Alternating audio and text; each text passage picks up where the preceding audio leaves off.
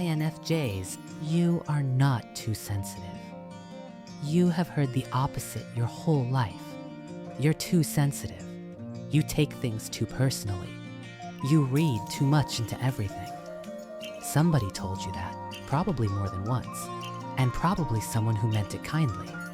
And you believed it, because it kept happening, and because you were the only one in the room it kept happening to. You have been picking up a signal that most of the people around you never receive. Today, I'll show you 5 ways that same sensitivity has been working for you this whole time, quietly, without you ever counting it. Not 5 things to fix, 5 things you already own. There's an English comment about this with more than 9,000 likes. As an INFJ, we feel like we don't have the right to speak about our problems. And when we do, they make us feel like we are overreacting. Overreacting. That word has followed you around since you were small.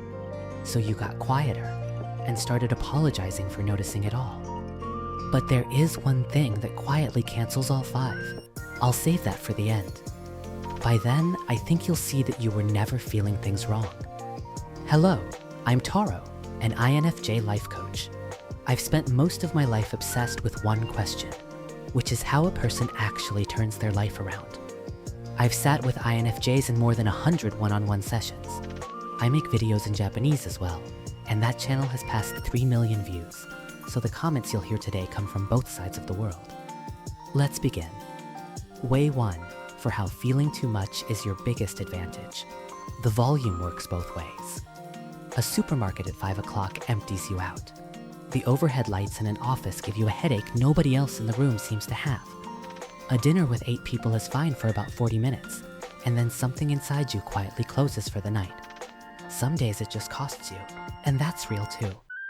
There's an English comment that puts the cost honestly. People think being an INFJ is such a cool thing, but to be honest, it's super mentally exhausting, and it can impact your life quite negatively sometimes. And the bill and the gift are the same dial. And here's the part nobody mentions. This is a gain control. Gain isn't damage. Turn a dial up and everything gets louder, including the good. Elaine Aron, the psychologist who coined the term sensory processing sensitivity, found it in about 1 in 5 people, around 20%. It isn't a diagnosis, and it isn't the same thing as being an INFJ. It's a way of taking things in more deeply than the person standing next to you. Which is why the light in October stops you in the street for no reason you could defend. Why one good meal with one person you trust can carry you for a week. The same ordinary Tuesday arrives at a different resolution for you than it does for almost anyone you know. It's why a song in the car can undo you on an ordinary afternoon and you don't tell anyone. That was way 1. The volume works both ways. But a dial that's turned up all day costs something. Way 2 is about who gets to see the bill. Way 2, for how feeling too much is your biggest advantage. You can feel your own fuel gauge. Here's something that isn't obvious from the outside. It isn't the hard days that empty you. It's the small decisions. What to wear, what to eat, whether that message needed a period or not, whether to say yes to Saturday. Each one is tiny, and there are 40 of them before lunch. There's a term for it in psychology, decision fatigue. Apple's co-founder, Steve Jobs, wore the same thing every day so that none of that day's decisions went on clothes. You might think that's a billionaire's problem, not yours. It's the opposite. If your gain is turned up, you're spending more on every single input all day. So the person who most needs to stop paying for pointless decisions is you. And running out faster is the reason you can feel it at all. Most people can't read their own gauge at all. They find out they were running on empty only after they have already stopped. You know by the middle of the afternoon. That's a rare thing to be able to do. Once you can read the gauge, you get to decide where the fuel goes. Some INFJs end up wearing the same few things on purpose, eating the same breakfast, shopping on the same day at the same shop. From the outside, that looks like a boring life. From the inside, it's a clear desk, and the space on it goes to the one thing you actually wanted to think about. It's why you can be fine at noon and completely finished by 4, with nothing bad having happened. That was way 2. You can feel your own fuel gauge. So why does the gauge drop in your body before your head knows anything about it? That's way 3. Way 3 for how feeling too much is your biggest advantage. Not fitting in is a reading, not a failure. This one isn't happening in your head at all. You walk into a room, and before anyone has spoken to you, your shoulders are up around your ears. You sit down in a new office and your stomach says no, and you have nothing to point at. Everything is fine. You have no case. So you called yourself difficult and you stayed. Your body answered first. A team at the University of Iowa, led by Antonio Damasio, ran a well-known experiment. Players drew cards from 4 decks, choosing whichever deck they liked. Long before anyone could say out loud which decks were the bad ones, their palms had already started sweating whenever they reached towards one. The body knew, and the explanation came later. Damasio called it the somatic marker hypothesis. This isn't a medical claim, and I'm not diagnosing anybody. If you're ever worried that what you're feeling might be something medical, please go and ask a professional. So the tightness in your chest in that room wasn't you being dramatic. It was a reading, not a verdict about anyone. A reading from an instrument that was working. Here's what changes. There are people who can tolerate almost anything. They can sit inside a life that doesn't fit for years, functioning the whole time, right up until the day something snaps without warning. You can't do that. You get the alert on day 1. Not fitting in was never a failure. It was your instrument telling you where you were. It's why you can tell within a week whether a new job is going to work, and why nobody believes you for another year. That was way 3. Not fitting in is a reading, not a failure. That's 3 down, 2 to go. And way 4 is the one you are probably living inside right now. Way 4 for how feeling too much is your biggest advantage. You were built for the few, not the many. You can tell what someone needs from you before they finish the sentence.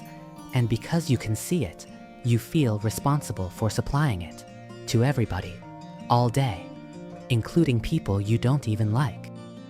An English comment with more than 5,000 likes says it exactly.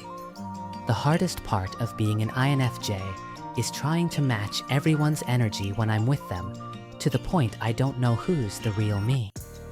I did that for years. At work, with friends, even with the person closest to me. I'd read what was expected and hand it over, saying yes when I meant no, saying that's true when I thought it wasn't. And after enough of that, I couldn't have told you what I actually thought, or what I liked. It had all gone out in small pieces. It took me a long time to stop living to meet other people's expectations. Some people left, and one of them told me I'd changed. They were right. What they'd liked was a convenient version of me. And the numbers help here. The official MBTI statistics put INFJs at about 2% of the population, roughly 1 person in 50. So when you try to make everyone understand what your sensor is picking up, you're not failing at something. You're attempting something that was never available. You were built for the few, and for going deep with them. Under a Japanese language video, somebody wrote that it isn't that INFJs can't make friends. They love their friends. They just doubt anyone will hold it as deeply, so they keep a moderate distance instead. That isn't coldness. That's how you protect something you intend to take seriously. It's why you have 2 people you'd answer the phone for at midnight, and you've stopped apologizing for that number. That was way 4. You were built for the few, not the many. But something happens with the few you do let in, and with total strangers too. That's the last one. Wave 5, the last one, for how feeling too much is your biggest advantage. You can put words on what other people can't. You are everybody's safe place. People arrive with a thing they've told nobody, set it down in front of you, feel better, and leave. And nobody ever asks you the same question back. There's an English comment about this with more than 25,000 likes. An INFJ is like the therapist friend who doesn't get therapy back. That's real, and it's tiring. That's the outside of it. Here's the inside. Because what you're actually doing in those conversations isn't listening. You're finding the sentence the other person couldn't reach. They talk for 10 minutes about a job, and you say one line back about a parent, and the room goes quiet. You didn't read a mind. You noticed what got skipped over, twice.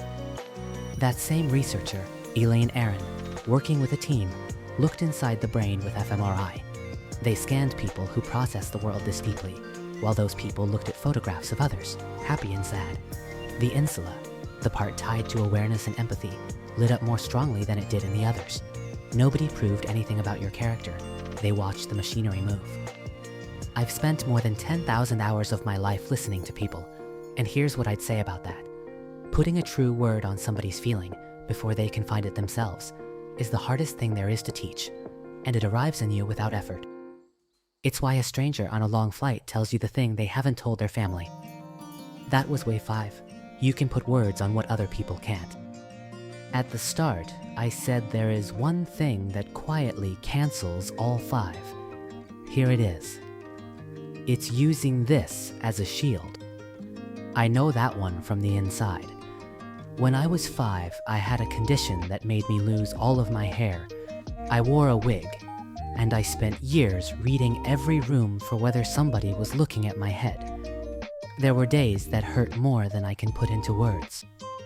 And I could have held that up in front of me forever. Nobody argues with it.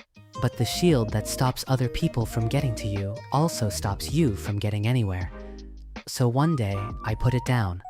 I took the wig off and went out with the head I actually have. That was the day my own life started. The same shield comes in this shape. I'm too sensitive for that job. I'm too sensitive for that conversation. I'm too sensitive to try. I'm not going to tell you to put it down. I'm only going to say that the question underneath it isn't, why do I hurt because I am like this? It's this. I'm like this. So how do I want to live? At the start, I also said you were never feeling things wrong. That's the whole thing. You were never feeling too much. You were feeling exactly as much as you were built to feel, and nobody ever showed you what it was for. There's an English comment I keep thinking about. Once I finally embraced my weirdness, I became much happier. Not once I fixed it. Once I stopped apologizing for it. That's the only thing I want for INFJs anywhere in the world. Not to become someone easier, to become yourself. If you want to keep going with this, there's a free 1-minute assessment on my website. The link is below, only if you feel like it. Thank you for staying with me to the end. I'm grateful. I'll see you in the next one.